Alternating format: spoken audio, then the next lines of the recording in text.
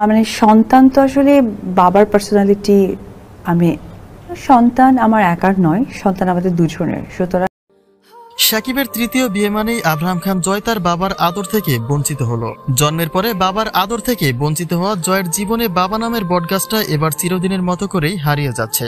পারিবারিকভাবে তৃতীয় বিয়ের খবর দিয়ে ঠিক এমনই একটা আলোচনার সম্মুখীন হয়েছেন শাকিব খান। মন্তব্য রয়েছে, সাকিবের জীবন থেকে ছেলে আব্রাহামের নামটি আবারও মুছে যাবে। তাই তার বিস্তারিত জানতে অবশ্যই ভিডিওটি না টেনে সঙ্গেই থাকুন।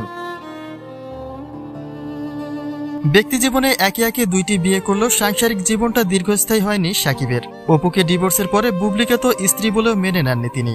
যেভাবেই হোক সন্তান জন্ম দেওয়ার কথা স্বীকার করে জানিয়েছিলেন বুবলি তাকে ফাঁসিয়ে এসব কিছু করেছে, যার বরাত দিয়ে বুবলিকেও ত্যাগ করে মাঝের কিছুটা সময় পেরোতেই এবার তৃতীয় বিয়ের খবর প্রকাশ করেছেন শাকিব খান। কিন্তু প্রশ্নটা এখানেই যে কিং খানের ৩ নম্বর বউ ঘরে ওঠার পরে আসলে আব্রাহাম খান জয়ের কি হবে।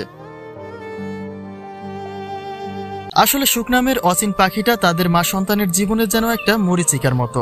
এই সন্তান জন্ম দেওয়া নিয়ে অপু বিশ্বাসের জীবনে কত রকম কষ্টদায়ক ঘটনা ঘটেছে তা কম বেশি কারোই অজানা নয়। অপু বলেন, এমনই একটা মানুষকে তিনি বিয়ে করেছিলেন যে সন্তান জন্ম দেওয়ার সময় কাউকে না পেয়েছেন পাশে, আর সন্তান জন্মের পরে না কাউকে বলতে পেরেছেন তিনি মা হয়েছেন।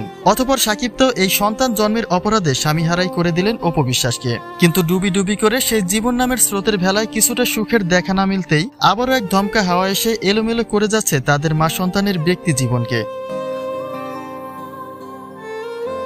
মাঝের কিছুটা সময় অপু যেন তার জীবনের পূর্ণতা পেয়েছিলেন। যদিও সাকিব সম্পর্কের বিষয়ে অপু বিশ্বাসকে নিয়েও কোন রকম মন্তব্যই করেননি, কিন্তু তাদের মধ্যকার ঘনিষ্ঠতার দৃশ্যায়নগুলি আজ নানা প্রশ্ন তৈরি করেছে সকলের মাঝে। প্রশ্ন তোলা হয়েছে, সাকিব যদি অপুকে ঘরেই না তুলবেন তাহলে কিসের এত ঘনিষ্ঠতা? তবে কি আবারও অপু বিশ্বাসকে ছ্যাঁকা দিলেন সাকিব খান? তিনি তো একটা সময় বুবলিকে পেয়ে তার নিজ সন্তান আব্রাহামকেই মনে রাখেননি। অতঃপর বুবলির সঙ্গে সম্পর্কের ইতি টেনে আব্রাহামকে সন্তানের অধিকার দিলেও তৃতীয় স্ত্রী ঘরে তোলার পরে আসলে তিনি কি করবেন সেই প্রশ্নটাই বাসা বেঁধেছে সকলের মাঝে।